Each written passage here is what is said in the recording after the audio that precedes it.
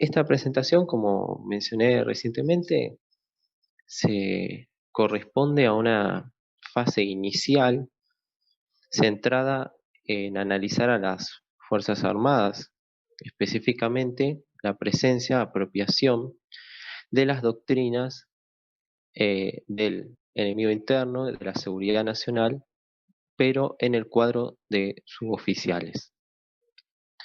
Esta investigación se enmarca en la beca de investigación y docencia que ofrece la Universidad Nacional de General Sarmiento, de la cual soy egresado. Bien, paso a desarrollar. Las Fuerzas Armadas han despertado gran interés entre los académicos por su alto nivel de politización e intervención en el ámbito nacional.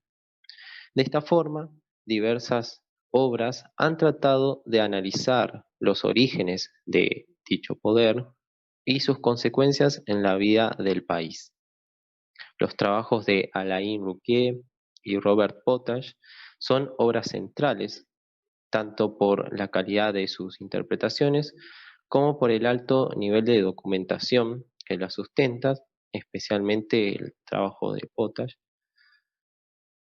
Estos textos constituyen un antecedente importante por su análisis histórico y sociológico de las Fuerzas Armadas y en el contexto en el que actuaron.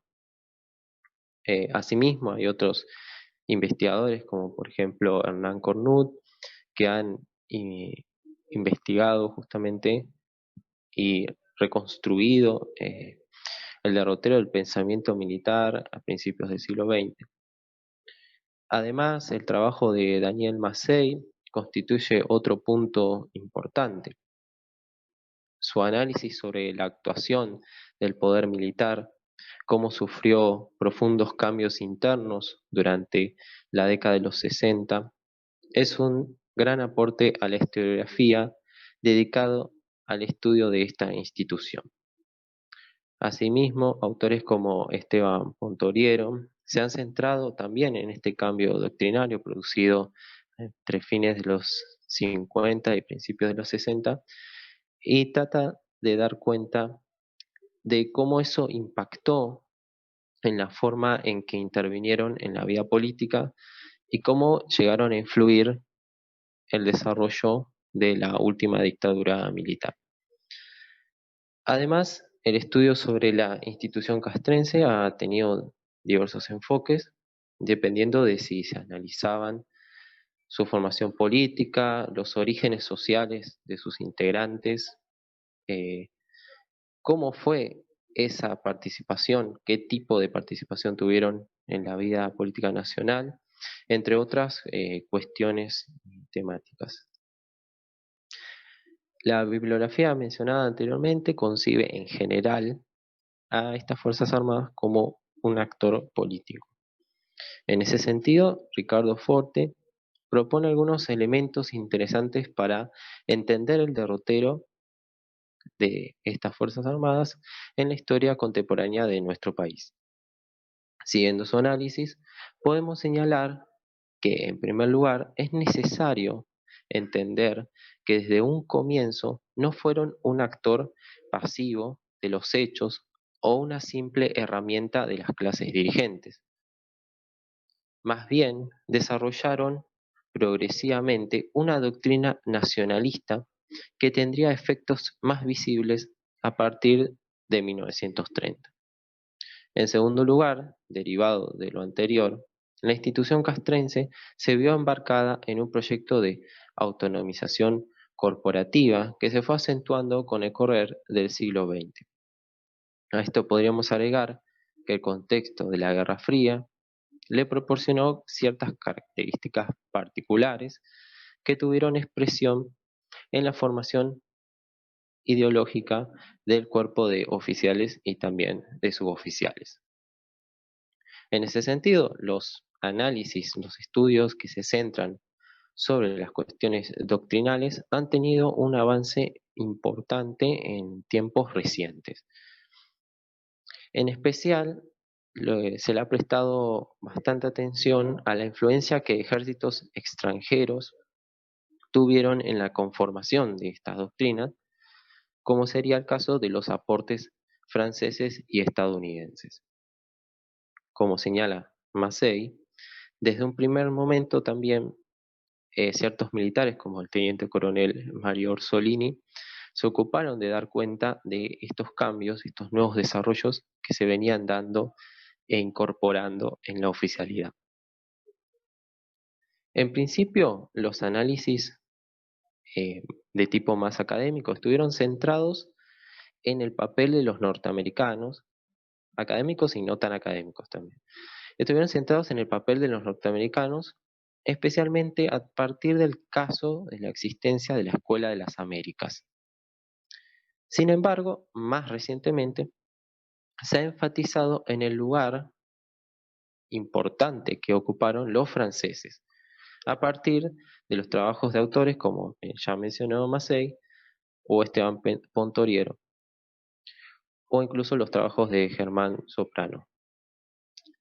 Además, hay otros trabajos que se ocupan de analizar el derrotero de estos cambios doctrinarios más allá del periodo que pretendo estudiar yo, que son los 60 y los 70, tanto antes como después de este periodo.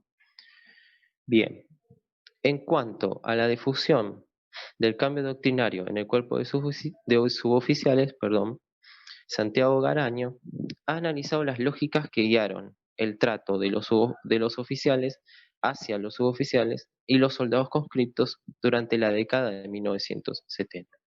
En ese sentido, este autor señala que la revista del suboficial tenía una amplia difusión entre dicho público, que fue utilizada por las autoridades para inculcar en ellos y a través de ellos la disciplina y la moral militares. Así se buscaba evitar que los conscriptos fueran ganados, entre comillas, por organizaciones político-militares tales como Montoneros o Heller.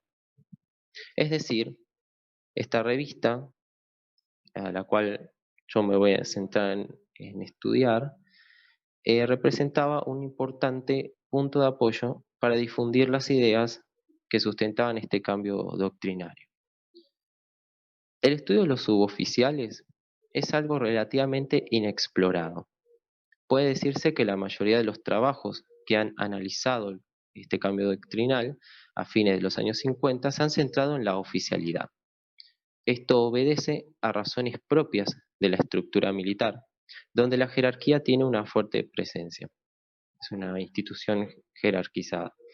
Sin embargo, Garaño ha sido uno de los historiadores que se han propuesto analizar a los suboficiales y especialmente a los soldados conscriptos. Por lo tanto, es una propuesta orientativa importante para dar un primer paso en el tema. El tema específico se va a centrar en este sector subalterno, es decir, los suboficiales, que es generalmente olvidado. Y el objetivo más general será abordar cómo esos cambios doctrinarios de los que veníamos hablando tuvieron correlato o no en las jerarquías subalternas y en qué medida. La forma de obtener un primer acercamiento a este objetivo será a través del análisis de las publicaciones de la revista del suboficial, antes mencionada.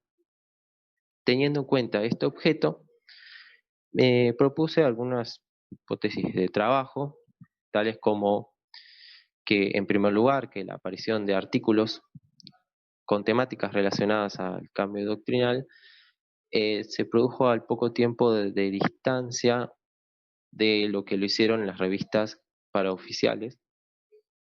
Y en segundo lugar, y más importante, que el cuerpo de suboficiales hizo una reapropiación de la nueva doctrina y la difundió tanto al interior de su cuerpo como con respecto a los soldados conscriptos. En relación a la revista del Suboficial es una publicación nacida en 1919 por iniciativa del teniente coronel Justo Diana en el seno del Círculo Militar de la Nación. Hasta entonces solo existía la revista militar orientada hacia el sector de los oficiales.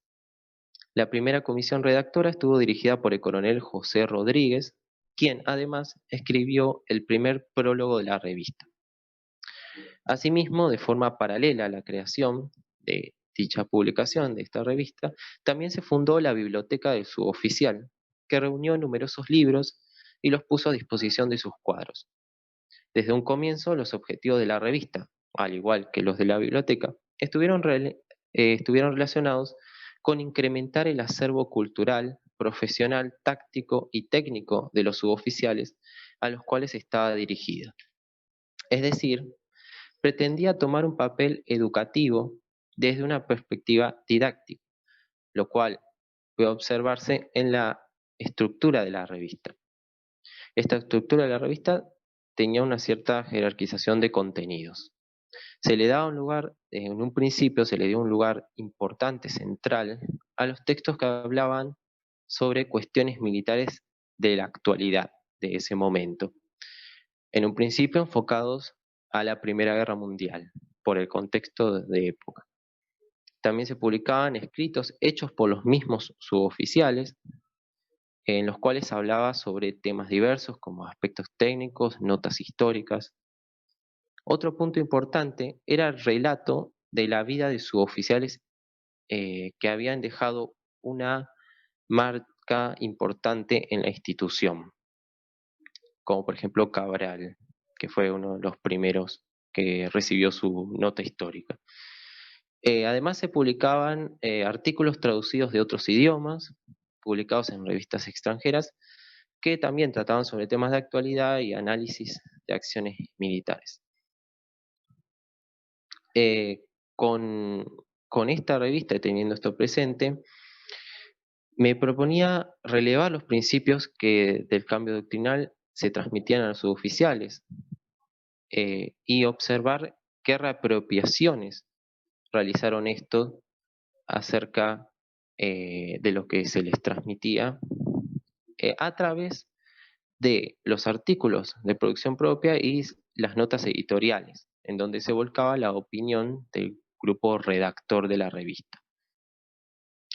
Eh, como esto era una propuesta de análisis, eh, debo decir que en la cuarentena y el ASPO no fue muy beneficioso en este sentido. No se pudo establecer el trabajo de campo, aunque ya el contacto está hecho con la revista que se puso a disposición los números y su lugar, pero bueno, no se pudo realizar el trabajo de campo en el cual se pretendía relevar estas cuestiones de las cuales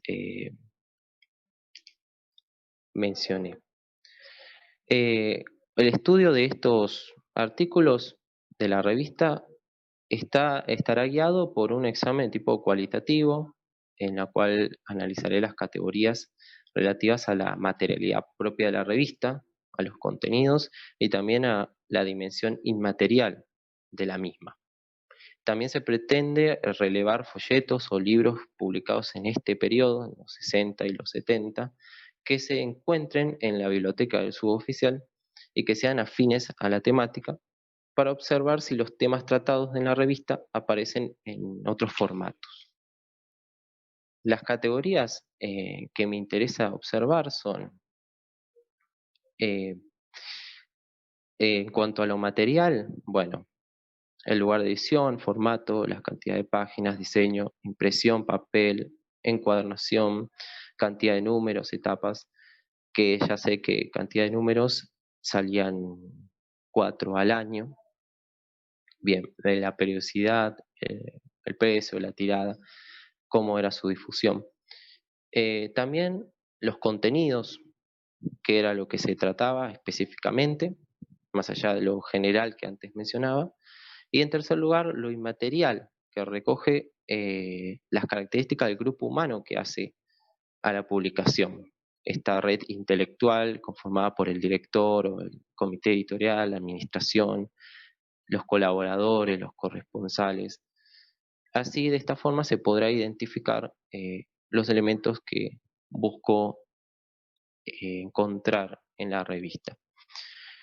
Bien, como mencionaba anteriormente, el análisis bibliográfico fue el punto donde más se pudo avanzar y en ese sentido aguardo la normalización, seguramente con protocolos y esas cuestiones, para poder acceder a las bibliotecas y acceder a la revista propiamente dicha, para tenerla presente, ya que no tienen digitalizadas las revistas.